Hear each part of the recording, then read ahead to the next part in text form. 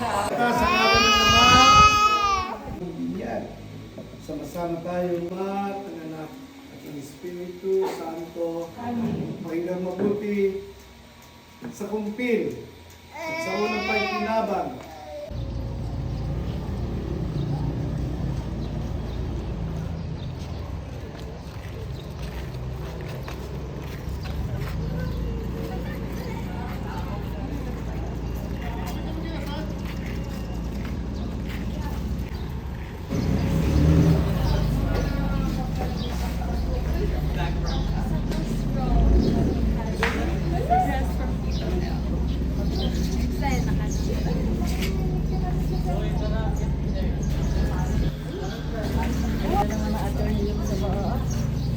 Gael.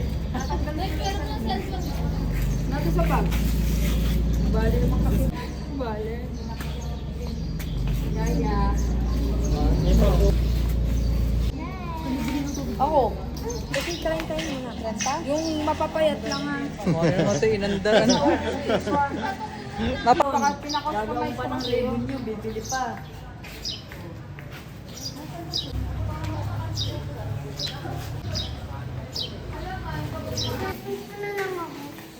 Suot mo to.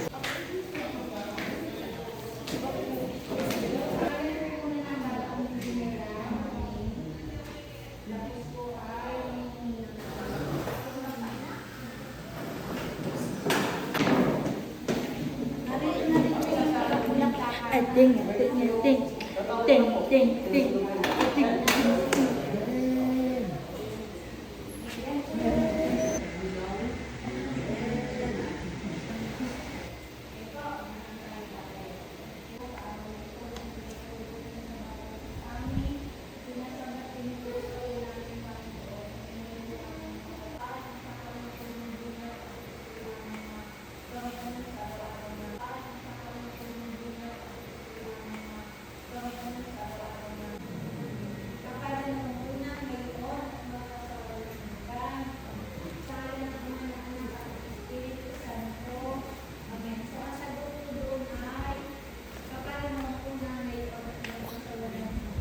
Amen.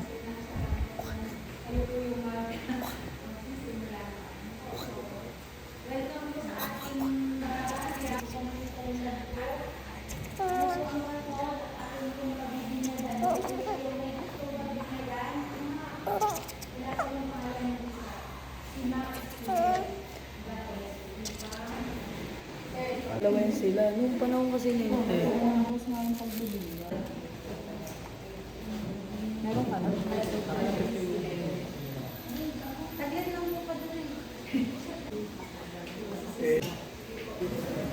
Dito naman. Pero audience. Kristiyano. Sa pasimula ng ating pagdiwinon ng sakramento ng binyag, mangyari po lamang na ipahayag ang inyong layunin tungkol sa inyong pagbibinyagan. Bilang mga magulang ng mga batang ito, ang magulang, ang pananagutan na hubugin ng inyong pagbibinyagan sa diwa ni Kristo. Lord, opo, ay magsimba linggo-linggo. Ang tanging excuse pag kayo may sakit, o hindi kaya ay may mga kalamidad, pag gusto ng Diyos tayo mabuhay, ayaw rin tayo mapahama, kaya excuse. At hindi din pwede yung mga online, nalakas din yung mag-online kayo. No, ang online mass ay para sa mga may sakit, matanda, hindi para sa mga tamad. Kaya yan, yun na lang isang yun. At madaling matututo ang mga bata kung makikita sa kanilang mga magulang. No? Ay hindi makita sa mga magulang na nagsisimba. Paano na ang bata? Yeah. The best, sabi na, the best way of teaching. Yan. Kayo ba'y nakahanda na tumulong sa mga magulang na kaya ng inyong mga inaanak sa pananampalataya? Kasi kung wala sila, eh ngayon,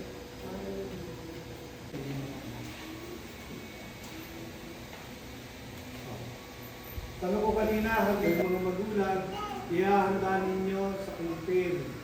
Bibigyan ito ng atensyon, di ba? Ang paglalagay.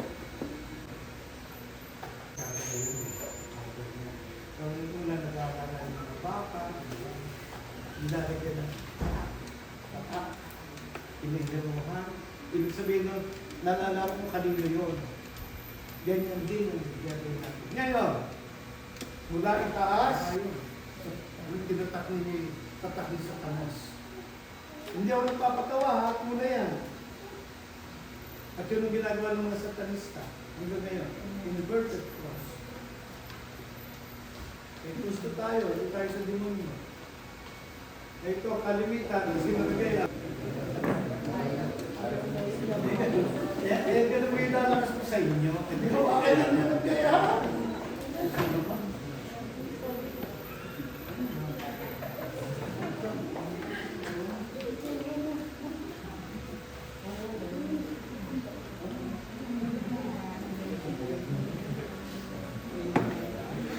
Joke ha? Baka kaya na, ayaw na. Yeah, hindi ko pa na.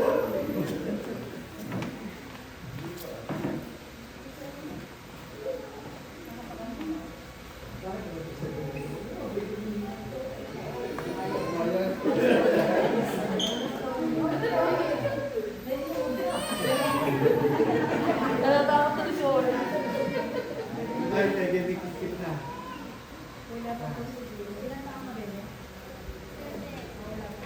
Pag wala pa sa mga parang ngayon, madami ng mga magulang, natingin sa bata ay hindi biyaya. Natingin sa bata nila at mapalaki. Hindi lang bilang mabuting tao, bilang mabuting tao. Mga kapatid, dali na tumuho sa Korea sa may may palaganap ang magandang balita na sa ating katuluan at sa iba't ibang bansa, manalangin tayo sa Panginoon. Sa mga batang bibinyagan, upang ang mga anghel na pumapatnubay ay pumatnubay at magadya sa kanila sa lahat ng masama. Manalangin tayo sa Panginoon. Upang manalangin sila tapat sa kanilang pangako sa binyan. Alinsunod sa halimbawa ng banal na mag-anak na sina Jesus, Maria at Jose. Sila'y manatiling nagmamahalan at nagmamalasakit sa isa't isa.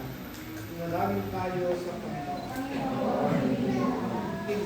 Kaya't sinugo mo ang iyong anak upang kami nasadlak sa paninigil ng sala ay mabigyan ng daya. Sa tanda ng Amen. Faith. Ito yung tinatawag na baptismal vow. Na taon-taon, ang unang-unang pagbuhusan, ibalik na sa ina.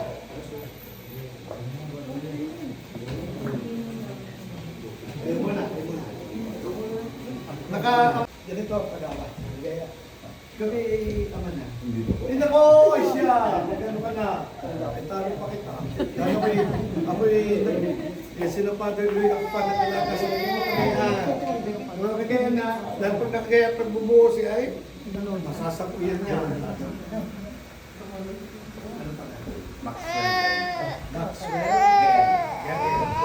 Maxwell Gale. Binibigyan niyo kita. Hey, hawa kayo sa ano? Hawa. Minahawak sa kamay nang hindi makaano dyan. Binibigyan niyo kita sa ngalan ng Ama, ng Anak, at ng Espiritu Santo. Amen.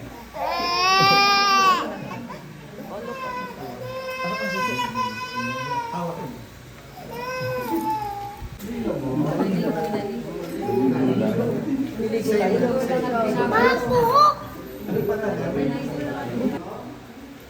Kaya, ito ngayon, masyado ng walang hanggan.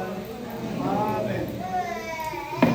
Isang dadating dito, nakagamit pang binyag na napaka-course, yung kayo, sabi ko nga, kayo nga ang bihisa ko na yan, kayo magreklamo, no? Lalo tayo na. So, symbolism. Kumami nga eh, ano eh. David Pambinyag ay tanda ng muling pagsilang kay Kristo at ang dakilang kahangalan ng mga anak ng Diyos. Naway manatiling wagas at walang bahid dungi sa kanilang kahangalan hanggang matamo nila ang buhay na walang hanggan. Okay, ang susunod, Ketnel.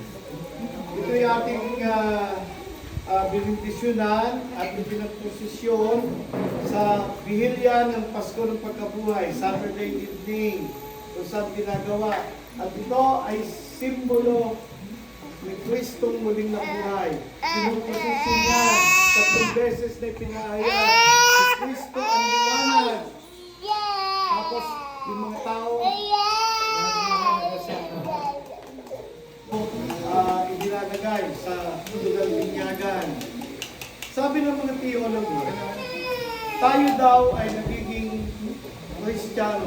Kasi sa dami nating ginawa, anong masasabi na tayo talagang matatawag na Kristiyano? Magbigay dangal kay Jesus sa aming managang buhay sa panalangin itinuro sa atin ng Panginoong Jesus sa Pwede mo kayong matating mag-pono. Adi.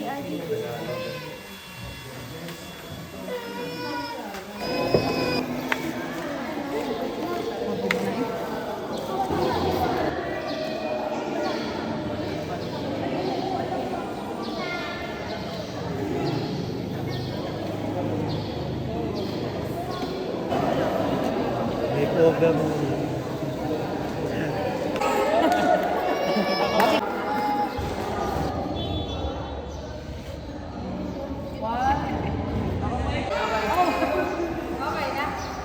Okay na, uwi na tayo.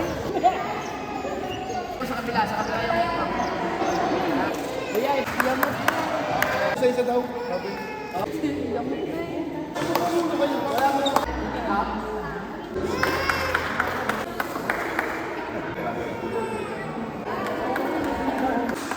Pwede na pipitaran.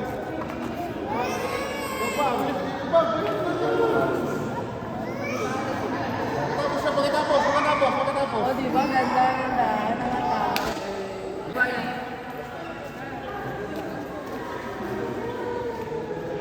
Yan.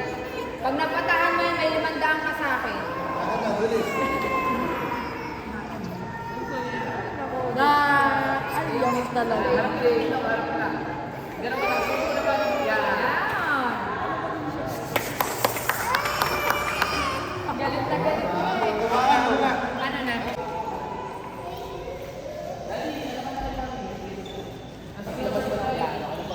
Tapos medyo... Oh, group out naman. Closer guys, closer. Compress. Oh, waki ko. Sige, waki. Oh, mami, dali. Tatas mo na. Dali, tatas mo na sila. Nasa bulso. Tatas mo na. Guys, hindi mo na yung sumahala.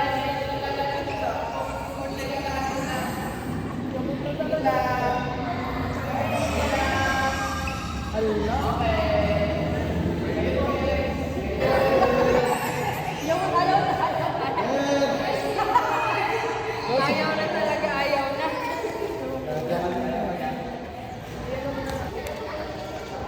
Parang hindi nag-aaral.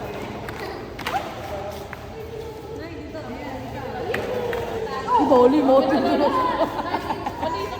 Adun, dali, pipicturan. Magpipinsan. Smiley, smile. Smile. Lintek, yamot na yung bata, ba? Oh. Oh. Oh, sige, pwede na yun. Yamot na eh. Oh. Okay na yun.